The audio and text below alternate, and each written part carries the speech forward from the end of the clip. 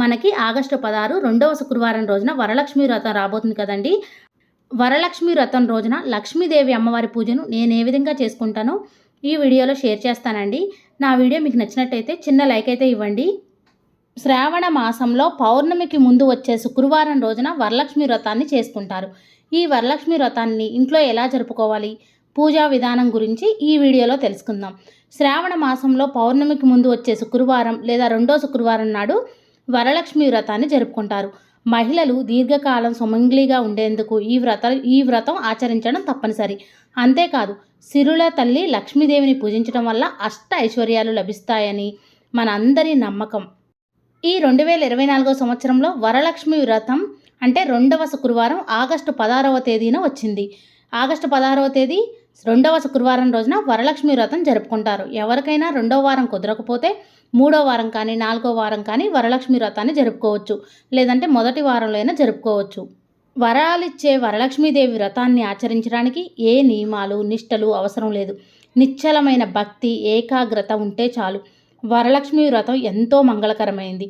ఈ వ్రతం చేయడం వల్ల లక్ష్మీదేవి కృప కటాక్షాలు కలిగి అష్ట ఐశ్వర్యాలు లభిస్తాయని పురాణాలు చెబుతున్నాయి. అంతేకాదు, సకల శుభాలు కలుగుతాయి. స్త్రీలు దీర్ఘకాలం సుమంగళిగా ఉండేందుకు ఈ వ్రతం ఆచరించడం తప్పనిసరి. లక్ష్మీదేవి సంపదలనిచ్చే తల్లి. సంపదలంటే కేవలం ధనం మాత్రమే కాదు, ధాన్యం, సంపద, పశు సంపద, గుణ సంపద, జ్ఞాన సంపదలు ఎన్నో ఉన్నాయి. లక్ష్మీదేవి అమ్మవారి అనుగ్రహం మన మీద ఉంది అంటే మనకి అన్నీ ఉన్నట్టే. మనం అమ్మవారికి భక్తి శ్రద్ధలతో పూజ చేసుకుంటే చాలు, ఆ అమ్మవారి అనుగ్రహం మనకు తప్పకుండా కలుగుతుంది. వరలక్ష్మి వ్రతాన్ని ఆచరించే రోజున ఉదయాన్నే లేచి తలస్నానం చేసి ఇంటిని శుభ్రం చేసుకోవాలి. ఇంట్లోని పూజా మందిరంలో ఒక మండపాన్ని ఏర్పాటు చేసుకోవాలి. ఈ మండపం పైన బియ్యపు పిండితో ముగ్గు వేసి కలశం ఏర్పాటు చేసుకోవాలి. అమ్మవారి ఫోటో లేదా రూపును తయారు చేసి అమర్చుకోవాలి. పూజా సామాగ్రి మొత్తం సర్దుకోవాలి. తోరాలు, అక్షంతలు, పసుపు గణపతిని ముందుగానే సిద్ధం చేసుకొని ఉంచుకోవాలి. ఈ విధంగా అమ్మవారిని రెడీ చేసుకోవచ్చు, లేదంటే ఫోటో పెట్టుకొని పూజ చేసుకోవచ్చు. అమ్మవారిని రెడీ చేయాలనుకుంటే ముందు రోజే రెడీ చేసుకొని ఉంచుకొని పూజ చేసుకునేటప్పుడు అమ్మవారి ఫేస్ పెట్టి రెడీ చేసుకోవచ్చు అండి. అమ్మవారి పూజను పూజా మందిరంలో అయినా చేసుకోవచ్చు, లేదా ఎక్కడైనా సరే పీఠం ఏర్పాటు చేసుకొని చేసుకోవచ్చు అండి. ముందుగా పీఠం ఏర్పాటు చేసుకోవాలంటే మీరు తలస్నానం చేసిన తర్వాత ముందైతే ద్వార పూజ చేసుకోవాలండి. ఇంటి గుమ్మం ముందు చక్కగా అందంగా ముగ్గు వేసుకోవాలి. అందంగా ముగ్గు వేసుకొని ఆ ముగ్గు మీద కొంచెం పసుపు కుంకుమ వేసుకోవాలి. అమ్మవారి పాదాలు వేసుకోండి, చాలా మంచిది. అయితే ముగ్గు మీద పసుపు కుంకుమ వేసినప్పుడు పసుపు కుంకుమ ఎవరు తొక్కకుండా చూసుకోండి. ఎవరు తొక్కని ప్లేస్లో అయితేనే వేయండి. ఎవరైనా తొక్కుతారు అనుకుంటే పసుపు కుంకుమ వేయొద్దు. ద్వార పూజ చేసుకోండి. గుమ్మానికి చక్కగా పసుపు రాసి కుంకుమ బొట్లు పెట్టి అమ్మవారి పాదాలు వేసుకొని అష్టదళ పద్మ ముగ్గు వేసుకోండి. గుమ్మానికి చక్కగా మామిడి తోరణాలు కట్టుకోండి. గుమ్మానికైతే పసుపు రాసి కుంకుమ బొట్లు పెట్టి పువ్వులను పెట్టి 2 అగరవత్తులను వెలిగించి ప్రసాదం పెట్టి గుమ్మానికి అటు ఇటు దీపారాధన చేయండి. అలానే అమ్మవారు ఇంట్లోకి వస్తున్నట్టుగా అమ్మవారి పాదాలు వేసుకోండి. మీరు కాళ్ళకి పసుపు రాసుకొని చక్కగా చీర కట్టుకొని నుదుటిన బొట్టు పెట్టుకొని చేతి నిండా గాజులు వేసుకొని మెళ్ళో చక్కగా తాళిబొట్టు నల్లపూసల గొలుసు వేసుకొని అమ్మవారికి పూజ చేసుకోండి. చాలా మంచిదండి. ముందు రోజే పూజా సామాగ్రి మొత్తం దేవుడి ఫోటోలు మొత్తం క్లీన్ చేసి పెట్టుకుంటారు కదండి. అమ్మవారికి అయితే ముందుగా చక్కగా గంధం కుంకుమ బొట్లు పెట్టి మీ దగ్గర ఉన్న కాయిన్ హారం కానీ పసుపు కొమ్ముల మాల కానీ పువ్వుల మాల కానీ వేయొచ్చండి. నేనైతే అమ్మవారికి కాయిన్ హారం అయితే వేశాను. ముందుగా ఎక్కడైతే పీట ఏర్పాటు చేసుకోవాలనుకున్నారో ఆ పీఠం ఏర్పాటు చేసుకున్న ప్లేస్ దగ్గర ముందుగా తడి క్లాత్తో తుడిచి బియ్యం పిండితో అష్టదళ పద్మ ముగ్గు వేసుకోవాలి. ఒక పీటను తీసుకొని శుభ్రంగా కడిగి పసుపు రాసి కుంకుమ బొట్లు పెట్టి ఆ పీట మీద ముగ్గు కూడా వేసుకోవాలండి. ఆ పీట మీద ఎర్రని జాకెట్ ముక్క కానీ తెల్లని టవల్ కానీ వేసి 3 గుప్పెళ్ళు కానీ 5 గుప్పెళ్ళు కానీ బియ్యం పోసి ఆ బియ్యం మీద పసుపు కుంకుమ గంధం వేసి అమ్మవారి ఫోటోను నిలుపుకోవాలి. అమ్మవారికి చక్కగా గంధం కుంకుమ బొట్లు పెట్టిన తర్వాత పువ్వులను సమర్పించాలి. మీ దగ్గర ఏ మాల ఉంటే ఆ మాల వేయొచ్చు. అమ్మవారికి యాలకుల మాల వేసినా చాలా మంచిది. అమ్మవారికి చక్కగా ఈ విధంగా నిండుగా బొట్లు పెట్టుకోండి. నేనైతే కాయిన్ హారం వేసి అమ్మవారికి అయితే పువ్వులు అయితే పెట్టానండి. మీరు డెకరేషన్ చేసుకోవాలనుకుంటే చేసుకోవచ్చు. అమ్మవారికి నేను అటు ఇటు అయితే మామిడి ఆకులు అయితే పెట్టానండి. మామిడి ఆకులు అంటే శుభకార్యానికి గుర్తు కదా. మామిడి ఆకులు పెట్టుకుంటే చాలా మంచిది. నేనైతే అందుకే పెట్టుకున్నానండి. మీ దగ్గర ఉంటే పెట్టుకోండి. తర్వాత కలశం అయితే ఏర్పాటు చేసుకుంటున్నాను. ఒక రాగి చెంబుని అయితే తీసుకున్నానండి. ఆ రాగి చెంబుకి చక్కగా పసుపు రాసి కుంకుమ బొట్లు అయితే పెట్టాను. స్వస్తిక్ గుర్తు వేసుకుంటే బాగుంటుంది. స్వస్తిక్ గుర్తు వేస్తే చాలా మంచిదండి. గంధం కుంకుమతో కలశం కోసం ఏర్పాటు చేసుకోవాలి చెంబుని. ఆ తర్వాత నిండుగా ఉన్న నీటితో సగం వరకు 3/4 వంతు నింపాలండి. ఎందుకంటే మళ్ళీ కొబ్బరికాయ పెడతాం కదా, కొబ్బరికాయ తడిచిపోకుండా. ఆ నీటిలో పసుపు, కుంకుమ, గంధం, అక్షింతలు, పువ్వులు, రూ. 1 కాయిను, మంగళకరమైన వస్తువులు ఏవైనా వేయొచ్చండి. ఆ తర్వాత ఆ నీటిలోనే తమలపాకులు కానీ మామిడాకులు కానీ పెట్టాలి. మామిడాకులు కూడా గంధం కుంకుమ బొట్లు పెట్టుకోవాలండి. ఆ మామిడాకుల మీద ఒక కొబ్బరికాయకి చక్కగా పసుపు రాసి బొట్టు పెట్టి ఆ కలశం మీద పెట్టుకోవాలి. ఒక జాకెట్ ముక్కను తీసుకొని కలశం ఏర్పాటు చేసుకోవాలండి. జాకెట్ ముక్క మీద కూడా గంధం కుంకుమ బొట్లు పెట్టాలి. మీరు గాజులు పెట్టుకుంటారు కదా అమ్మవారికి, నేనైతే కలశం మీదే పెట్టుకున్నాను. మీ దగ్గర ఏదైనా అమ్మవారికి అలంకరించడానికి ఏమైనా గొలుసులు ఉంటే వేసుకోవచ్చండి. మనం ధరించిన నగలనైతే వేయకూడదు. ఒకవేళ వేయాలి అనుకుంటే పసుపు నీళ్ళల్లో కానీ ఆవు పాలలో కానీ కడిగి అమ్మవారికి అయితే సమర్పించవచ్చు. ఒక తెల్లటి దారం తీసుకొని 9 పోగులు వేసి ఒక పసుపు కొమ్ముని కట్టి కలశానికైతే ఈ విధంగా కట్టుకోండి.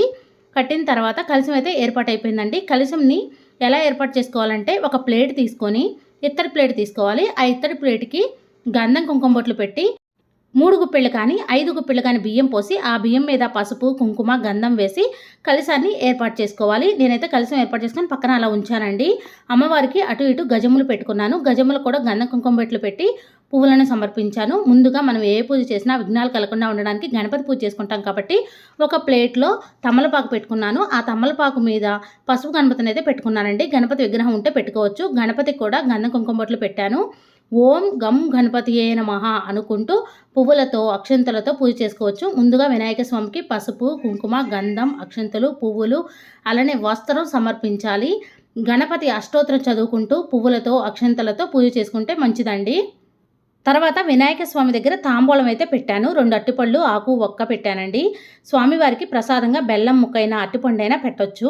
స్వామివారికి పూజ చేసుకునేటప్పుడు స్వామివారి అష్టోత్తరం కానీ శ్లోకాలు కానీ చదువుకోవచ్చు. శుక్లాంబరధరం విష్ణు శశివర్ణం చతుర్భుజం ప్రసన్నవదనం ఝాయే సర్వవిఘ్నోపశాంతయే అగజానన పద్మార్కం గజానన మానేశం అనేకదంతం భక్తానాం ఏకదంతం పాస్మై ఇలా శ్లోకాన్ని చదువుకుంటూ స్వామివారికి అయితే పూజ చేసుకోవచ్చు. వినాయక స్వామికి 2 అగరవత్తులను వెలిగించి ధూపం చూపించిన తర్వాత ప్రసాదం పెట్టి హారతి ఇచ్చి నమస్కారం చేసుకోవాలి.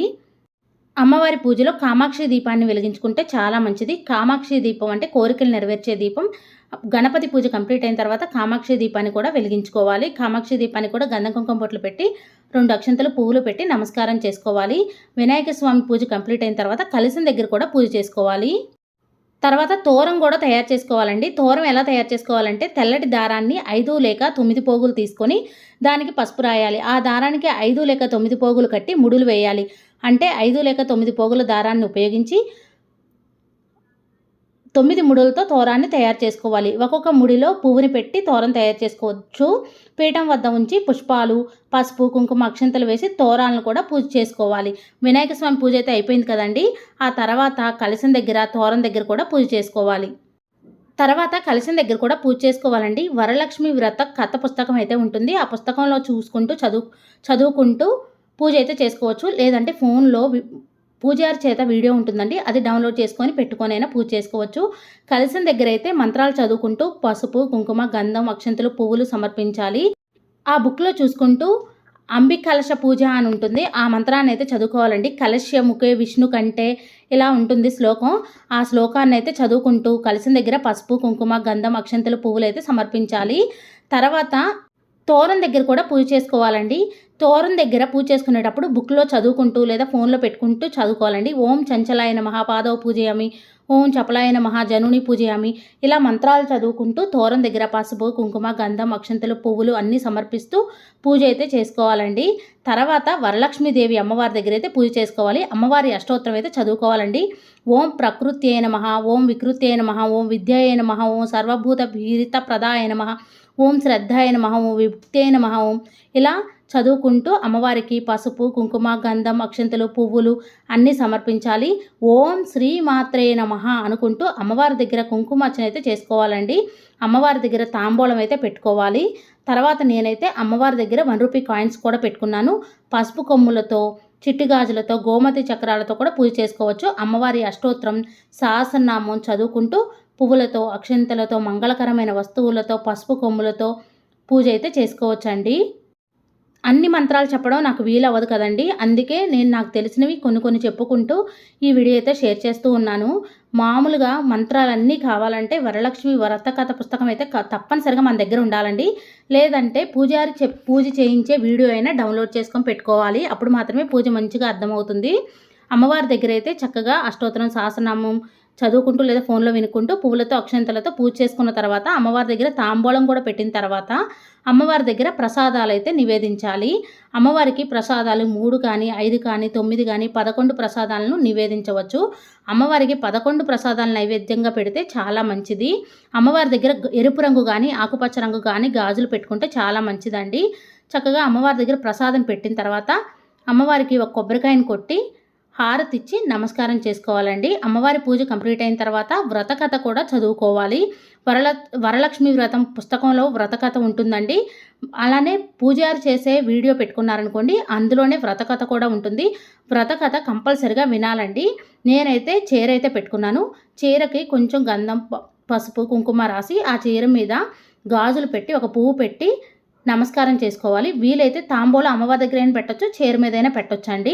ముత్తైదువులకు ఇచ్చే గాజులను కూడా అమ్మవారి దగ్గరే పెట్టుకోండి.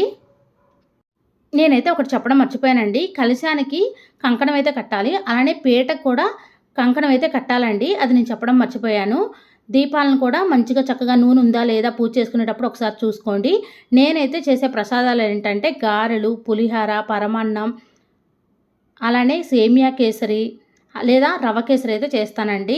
అలానే వడపప్పు, పానకం, శనగలు ఇలా చేస్తూ ఉంటాను. మీకు నచ్చినవన్నీ ప్రసాదాలు అయితే అమ్మవారికి సమర్పించవచ్చు.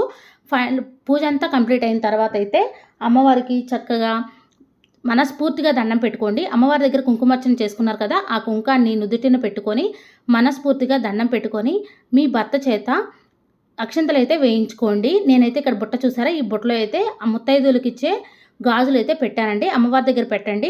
సాయంత్రమైనా తాంబూలం ఇవ్వచ్చు, ఉదయం వేళైనా తాంబూలం ఇవ్వచ్చు అండి. ముత్తైదువులకి 3 కానీ 5 కానీ లేదా 9 మందికి కానీ 11 మందికి కానీ తాంబూలం ఇస్తే చాలా మంచిది. వచ్చిన ముత్తైదువులకి గాజులు, జాకెట్ ముక్క పెడితే ఇంకా మంచిదండి. మన స్తోమతను బట్టి వాళ్ళకి పండ్లు పెట్టైనా తాంబూలం ఇవ్వచ్చు.